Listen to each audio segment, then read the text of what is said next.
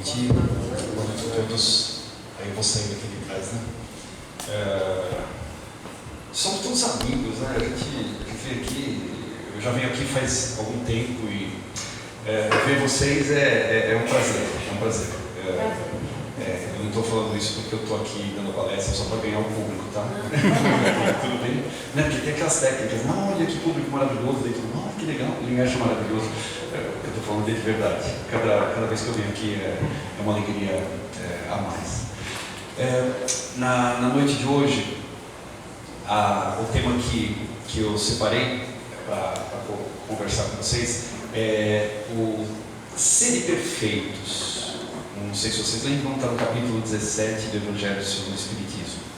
O Evangelho segundo o Espiritismo tem uma construção muito interessante.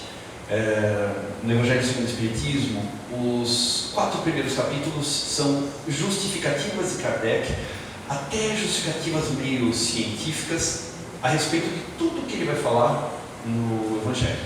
Então, logo no comecinho, nós vamos ver que ele fala um pouquinho de Deus, fala dos mundos, fala do que existe no planeta e no universo, e daí ele justifica todo o restante. Logo em seguida, ele continua falando de um trabalho do ser humano consigo mesmo. Depois, passados alguns capítulos, ele começa a falar do ser humano em relação ao mundo. Como é que é a nossa atuação em relação ao mundo? E é nesse momento em que aparece o capítulo 17, o Sede Perfeitos. Eu vou passar pelo capítulo 17 e sempre levando em conta a frase inicial que Jesus colocou, ou o trecho inicial que Kardec escolheu, dito por Jesus, que é: amai os vossos inimigos. Vamos ver se vocês lembram, hein? Amai os vossos inimigos, ok? Fazei bem aos que vos odeiam e caluniam, certo? Orai pelos que vos perseguem. Porque se somente amardes aqueles que vos amam, que fareis além do que já fazem os publicanos? E se só cumprimentardes os seus amigos, que fareis mais do que os pagãos já fazem? Sede perfeitos, porque o vosso Pai Celestial é perfeito. Gente, esse parágrafo é cruel, não é não? Quem disse foi Jesus, e se foi Jesus que disse, então a gente pode acreditar, né? Que ele está querendo isso de nós, né? É isso. Já pensou, amai os vossos inimigos, só aí a gente poderia parar. Sim ou não? Sim, né? Amai os vossos inimigos. Opa, peraí, Jesus, isso vai ser difícil, né? Fazei bem aos que vos odeiam. Tá? Eu estou até simplificando a frase, né? Não vou falar a frase inteira. Fazei bem aos que vos odeiam. Tá? Também, descarta, né? Se fosse para arriscar, arrisca, não vai dar. Orai por aqueles que vos perseguem. O cara está me perseguindo, eu vou orar por ele. Graças a Deus que eu tenho você que me persegue. E daí Jesus ainda muito delicadamente fala: se você não fizer isso, você vai ser igual aos publicanos. Publicanos eram pessoas muito benquistas, né? Eram queridos, né? Da época, não é? Publicanos eram os coletores de impostos, não é? O povo romano ia lá, dominava a região e organizava a região, escolhia um, outro e outro para cobrar impostos. Então esses que cobravam impostos ficavam amigos do povo romano, porque uma parte do que eles recolhiam era para eles, né? O trabalho deles era isso. Eram odiados, né? Odiados, tá? Então, olha, se você não fizer alguma coisa além do que você já faz, você vai ser igual aos publicanos, ou então igual aos pagãos, né? Pagão naquela época tinha o sentido de que é aquele que pensava totalmente diferente, que tinha uma religião que era execrada e tal. E daí Jesus continua: sede perfeitos como o vosso Pai Celestial é perfeito. Aí caiu por terra tudo, né? Porque sede perfeitos como Deus. Quer que eu troque a frase? Eu falo de outra frase hoje à noite? Melhor? Muito forte, né? Acho que eu vou falar para a Salete e para o Alcides para parar de gravar, porque... Não. Esse mesmo? Então tá. Vou acolher essa ideia. Vamos começar então. Amai os vossos inimigos. Na época de Jesus, eu vou trazer um exercício mais simples. Na época de Jesus, o inimigo era aquele que pensava diferente de mim. é o inimigo das minhas ideias. E inimigo das minhas ideias é aquele que pensa diferente daquilo que eu penso. Então, amar o inimigo é amar aquele que pensa diferente, aquele que faz diferente, aquele que tem hábitos diferentes, aquele que tem um Deus diferente, aquele que tem costumes diferentes. Amar o inimigo é aquele que tomou um partido diferente. O inimigo, claro, se a gente trouxer aqui a ideia do inimigo, aquele que nos faz mal, aí fica complicado. Mas vamos primeiro trabalhar essa ideia do amar aquele que pensa diferente. Como é que eu posso amar aquele que pensa diferente? Será que eu tenho que pensar igual a ele? Não, senão eu vou ferir a mim mesmo. Então, não é bem isso que Jesus quer. Nós temos toda uma história, nós temos, e a partir dessa história, toda uma série de decisões que nós tomamos na vida, e a gente escolhe um caminho pensando de certa forma, e tem pessoas que pensam diferente. Nós devemos amar essas pessoas como? Daí vem o Evangelho segundo o Espiritismo para nos salvar. Amar os nossos inimigos é respeitá-los, é não querer-lhes mal, é não prejudicá-los. Só que nós não conseguimos ter para com o inimigo a mesma efusão de amor, de simpatia que nós temos para com um amigo. É claro, se alguém pensa diferente de nós, a própria repulsão dos fluidos vai fazer com que nós não nos sintamos tão bem com essa pessoa. Agora, aquele que pensa como nós, que comunga das nossas ideias, poxa vida, que gostoso ficar com essas pessoas, que gostoso trocar ideias. Então, amar o inimigo, amar aquele que pensa diferente, é respeitá-lo. Ainda que ele pense diferente de mim, eu vou respeitar a posição dele e vou fazer, claro, respeitar.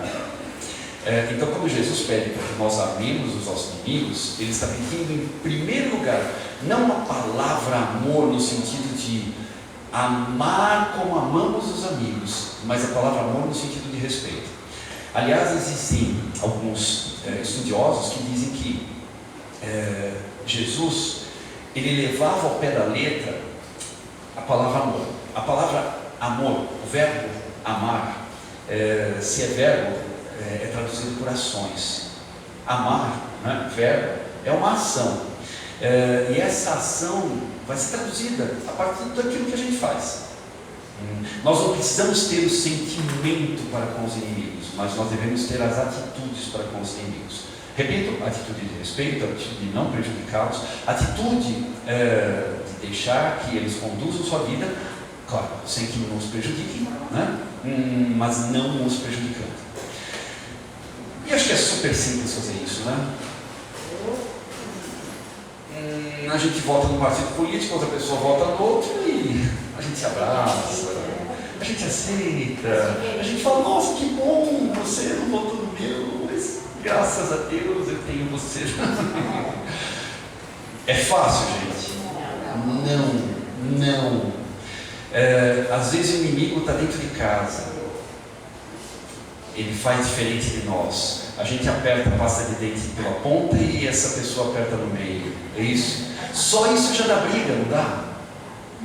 Não é? Você pôs a colher aqui, eu queria que colocasse aqui. Não é? Os pequenos costumes domésticos já causam briga. Imagina as ideias. Imagina quando a pessoa pensa diferente. Então é um belo exercício isso aí. É um belo exercício. Respeitar aquele que pensa diferente de nós faz com que nós, em primeiro lugar, cultivemos a paciência. Isso. A gente respira fundo. Até a pessoa pode perguntar, nossa, por que você respira tão fundo quando está perto de mim? Eu estou treinando yoga, né? Pronto. Cada vez que eu respiro, sabe que eu estou te amando, né? Não custa falar, né? Não é que a pessoa acredita, né? Então, em primeiro lugar, para que nós consigamos isso, temos que ter muita paciência. Porque o primeiro movimento é de ataque, né? Não, escuta, como que você é capaz de pensar assim? Um segundo movimento é o movimento de tentar entender por que a pessoa pensa desse jeito. E tentar entender, mas sem criticar, tentar entender para que a gente possa situar a pessoa na situação que ela está. Nós entendendo o outro, conseguimos respeitar um pouco mais. E a pessoa passou por aquele sofrimento, então hoje em dia ela se fechou para muitas coisas. É a história de vida dessa pessoa, assim como nós temos a nossa história. Então, respirar profundamente, cultivando a paciência e a calma, né? Procurar desviar o olhar do foco, para não ficar também só, não, eu vou mudar essa pessoa, não adianta, a gente não muda nem a gente mesmo, né? Então, como é que a gente vai mudar o outro? E procurar entender ao máximo. É um excelente exercício.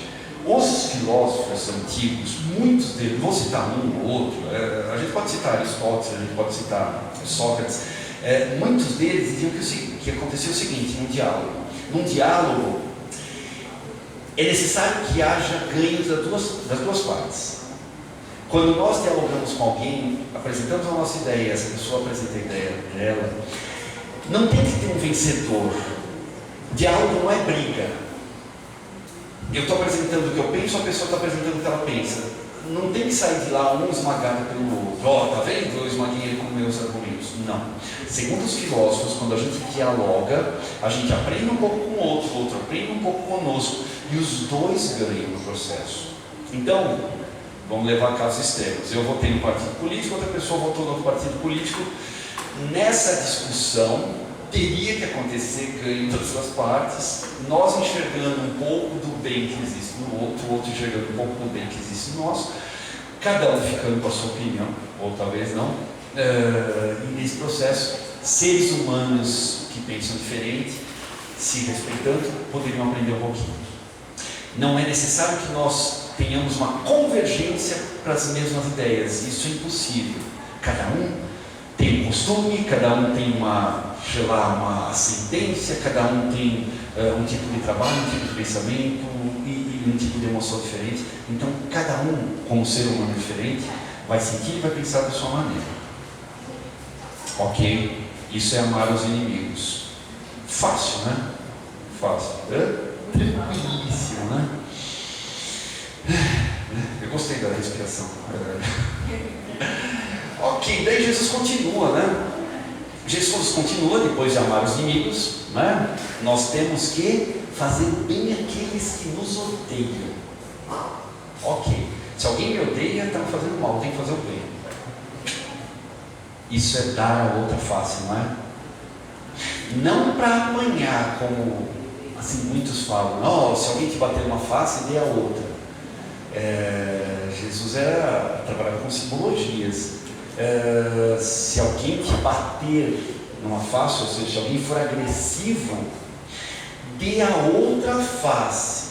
Não dê a face da agressividade de retorno.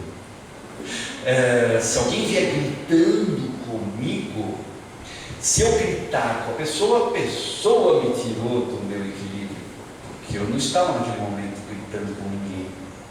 Então, dar a outra face se alguém vem com agressividade para nós vamos dar a outra face, nós vamos trocar de moeda, nós vamos dar a calma para essa pessoa. E tenhamos certeza que se alguém for agressivo conosco e nós devolvermos numa frase calma, uma réplica para essa pessoa, ela fica desconcertada. Num primeiro momento, se alguém vem bravo para nós, desculpa, mas o que foi? Aquela calma perturba e quebra o processo. Então isso é dar outra face. Antes tem que respirar, né? É isso? Sim, a pessoa grita conosco. Espera só um pouquinho. Não, então falou, o que você quer? Dar a outra face de Jesus é mudar o processo. Para a agressividade, a calma, para o mal, o bem. Por isso que ele fala, fazer bem àqueles que te odeiam, né? Ou seja, aquele que te odeia, que está te fazendo mal, você deve fazer o bem. É difícil, se alguém está me odiando, eu fazer o bem. Agora, se nós pensarmos em dar a outra face, aí acho que pode funcionar. É muito comum as pessoas saírem do seu equilíbrio devido ao desequilíbrio do outro. Nós estamos tranquilos, calmos, vem alguém e nos fecha no trânsito, vem alguém e nos pisa na condução, vem alguém e nos Cotoveladas no metrô são algo comum, né? É isso? Não, acho que não estou exagerando. Vai cotoveladas, não vai. Mas empurrões, aqueles abraços. As pessoas fazem muita amizade no metrô, né? E nós que estávamos naquela calma, ao sermos pisados, amassados, empurrados, nós perdemos um pouco a calma. Então o outro conseguiu mexer conosco. É claro, é muito difícil, né? Abre as portas da estação Brás e a gente fica lá parado, calmo, oh Jesus, como a vida é bela, e todo mundo passando e empurrando. É difícil. Agora, se nós conseguirmos dar a outra face, pelo menos em pouca medida, né? Se nós conseguirmos responder para o outro de uma maneira um pouco mais calma, ou então um pouquinho mais como nós estávamos, melhora o processo. A Globo, nas suas novelas, ela não usa dar a outra face, né? A gente vê sempre a novela da Globo, sempre quando vai começar uma nova novela, não mostra aquela personagem desembarcando numa cidade do interior pequenininha, a personagem toda bem vestida, e daí começa. Ela sofreu, ela foi humilhada, ela foi torturada há 30 anos atrás, mas hoje ela voltou para se vingar, não é? Não mostra? Quer dizer, a pessoa saiu, ficou 30 anos pensando em vingança e depois voltou. Perdeu 30 anos da vida dela só pensando no que ia fazer quando voltasse. Se não fosse assim, não teria o enredo da novela, claro, né? Daí descobre que a mãe, na verdade o pai dela é outra pessoa, não tem esses rolos na novela da Globo. Dar a outra face é quebrar esse processo. Dar a outra face é, se alguém me fez um mal,